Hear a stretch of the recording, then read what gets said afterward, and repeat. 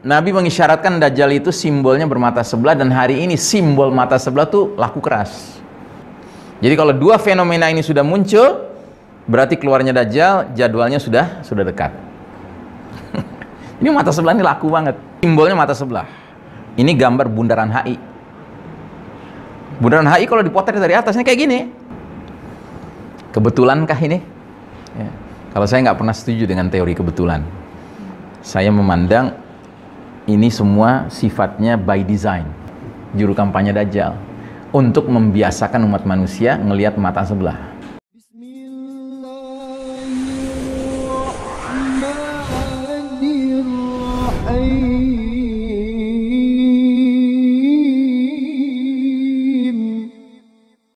Kita lanjutkan dengan judul tanda-tanda sudah dekat saat keluarnya Dajjal. Ada beberapa dalil dari Nabi SAW yang mengisyaratkan bahwasanya sekarang ini kita sudah berada di masa dekat saat keluarnya Dajjal. Yang pertama, hadis yang berbunyi la yakhrujud Dajjal hatta yadhhalan nasu an dzikrihi wa hatta tatrukal la'immatu zikrahu 'alal manabir. Dajjal tidak akan keluar sehingga manusia menjadi heran tentang perkara Dajjal, satu. Dan sehingga para imam, para ustadz, para mubaligh, para penceramah dari atas mimbar-mimbar sudah tidak lagi memperingatkan umat tentang perkara Dajjal. Jadi kalau dua fenomena ini sudah muncul, berarti keluarnya Dajjal jadwalnya sudah dekat. Pertama, orang heran dengan perkara Dajjal.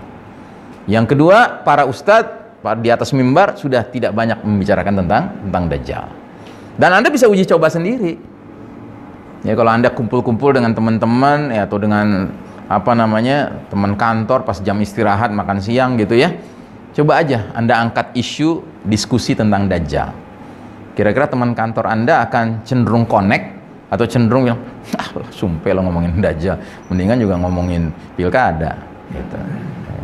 Dajjal kan dongeng, legenda, cerita orang-orang tua kita doang kan gitu ya, betul nggak? Ya kan? Jadi orang udah mulai heran gitu kalau diajak ngomong soal Dajjal. Itu satu, Anda bisa uji coba sendiri. Yang kedua, Anda bisa uji coba sendiri juga. Mulai besok nih Jumat nih, kalau Anda hadir sholat Jumat, catat tuh khotib ngomongin Dajjal nggak? Jumat berikutnya catat lagi, Jumat berikutnya catat. 52 Jumat berarti udah setahun gitu kan. Berapa banyak khotib dari 52 pekan itu yang ngomongin Dajjal? Ya. Jadi kalau dua fenomena ini sudah muncul, berarti kemunculan Dajjal sudah dekat ya.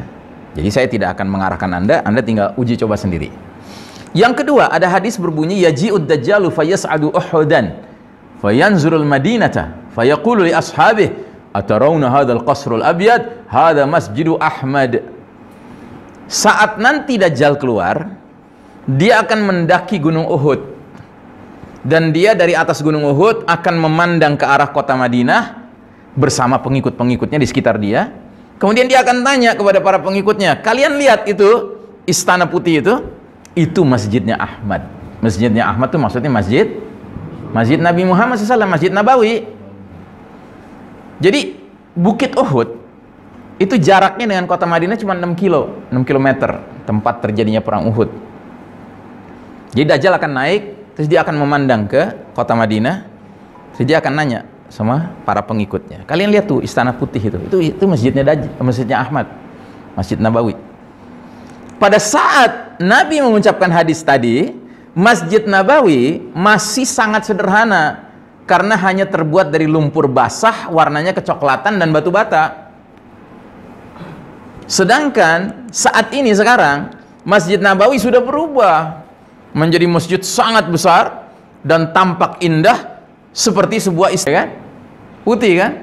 Kayak istana kan? Jumlah lantainya banyak ini. Ya, Masjid Nabawi. Ya. Jadi para sahabat nggak bisa membayangkan bahwa Masjid Nabawi itu akan jadi kayak gini, nggak kebayang sama mereka. Kalau kita sekarang justru kenalnya kayak gini. Disuruh ngebayangin Masjid Nabawi coklat dengan sederhana, itu nggak kebayang sama kita. Gitu. Karena kita generasi yang boleh jadi bakal ketemu Dajjal. Gitu. Jadi sekarang masjidnya udah kayak gini, udah kayak Istana Putih. Kan Dajjal bilang, kalian lihat Istana Putih itu masjidnya Ahmad. Ini isyarat tentang jauhnya rentang jarak waktu antara Nabi berbicara dengan Dajjal keluar. Tapi sekarang sudah kayak gini, sudah kayak Istana Putih. Yang berarti apa? Saat keluarnya Dajjal tampaknya udah dekat. Terus yang berikutnya, Nabi bersabda, Al-Masihud Dajjal tidak akan memasuki kota Madinah, yang pada saat itu nanti si Dajjal sudah keluar itu, kota Madinah memiliki 7 pintu gerbang, yang setiap gerbangnya dijaga 2 malaikat. Nah ini juga menarik nih. Di masa Nabi menyampaikan hadis ini, kota Madinah tuh open city, kota terbuka. Ya, nggak ada ceritanya pintu gerbang khusus masuk kota Madinah, nggak ada.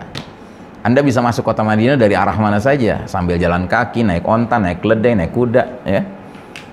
Tapi hari ini, kalau Anda lihat peta kota Madinah punya 7 jalan utama, jalan tol, ya, memasuki kota Madinah. 1 jalan dari arah Jeddah, 1 dari Mekah, 1 dari Rabigh, 1 dari bandara, 1 dari Tabuk, dan 2 dari wilayah sekitarnya.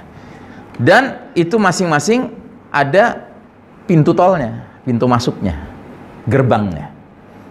Jadi hari ini 7 pintu gerbang masuk kota Madinah sudah tersedia. Padahal kata Nabi, si Dajjal munculnya ketika kota Madinah punya 7 pintu gerbang. Berarti udah matang belum? Udah matang jadwalnya. Gitu. Terus yang berikutnya, di luar kota Madinah ada sebuah bukit bergaram. Di atas bukit bergaram ini ada sebuah komplek perumahan mewah. Ya. Kalau dipotret dari atas tuh kayak gini. Ya, komplek perumahan mewah ini. Ini adalah istana raja kerajaan Arab Saudi. Jadi kayak semacam kumpulan villa-villa mewah gitu. Tempat Raja Saudi kalau pergi ke Madinah istirahatnya di sini, atau tamu-tamu dia, keluarga dia, ya kan, kalau datang ke Madinah istirahatnya di sini. Ya. Apa yang unik dengan istana ini? Uniknya, resminya namanya istana raja, tetapi dari mulut ke mulut orang menyebutnya istana Dajjal. Ya. Apakah itu berarti Raja Saudi Dajjal? Itu terlalu cetek tuh kesimpulannya. Kenapa disebut begitu? Karena ada hadis mengatakan, saat tadi si Dajjal dari atas bukit Uhud ngelihat ke kota Madinah, terus bilang, kalian lihat istana putih itu masjidnya Ahmad. Dia terus turun, dia berusaha masuk kota Madinah, nggak bisa, dijaga para malaikat. Akhirnya dia pergi ke bukit bergaram. Ini tempat ini. Dia pukul serambinya.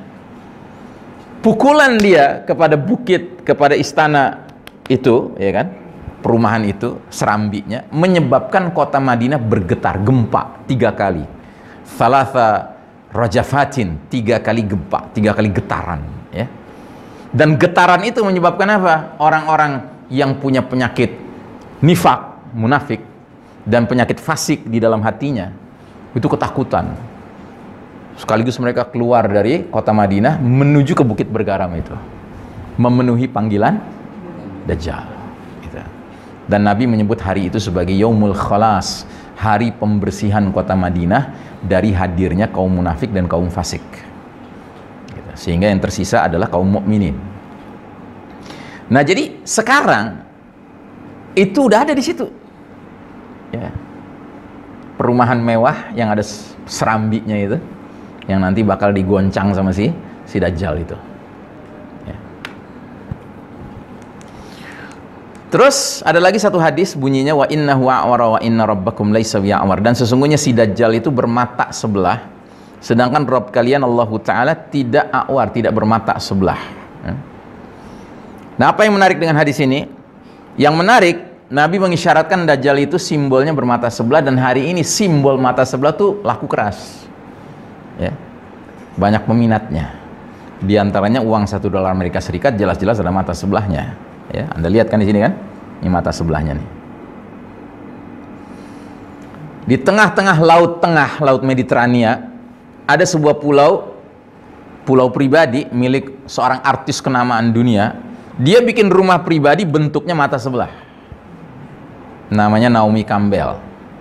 Dia artis kelas dunia. Ibu kota negara antum, Indonesia ini, ya kan? Itu di jantung kotanya, ya kan? Itu simbolnya mata sebelah. Ini gambar Bundaran HI. Bundaran HI kalau dipotret dari atasnya kayak gini. persis kayak mata sebelah. Ini jalan Sudirman, ini jalan Tamrin, ya. Ini daerah orang biasa demo. Ya. Bundaran HI kan kayak mata sebelah kan, gitu. Pernah ada sebuah reality show di televisi nasional Indonesia, dikasih nama Big Brother, simbolnya mata sebelah. Ini mata sebelah ini laku banget. Terus di Australia, di kota Sydney, pada malam tahun baru perpisahan peralihan 2012 ke 2013, ya kan, pas tengah malam jam 00.00, ya kan, tiba-tiba di jembatan Sydney yang terkenal itu muncul sebuah lampu yang berbentuk mata sebelah. Ini, jadi lampu konfigurasinya bentuknya mata sebelah. Kebetulankah ini? Ya. Kalau saya nggak pernah setuju dengan teori kebetulan. Saya memandang ini semua sifatnya by design. Ya, ada yang merancang. Ya. Siapa yang merancang?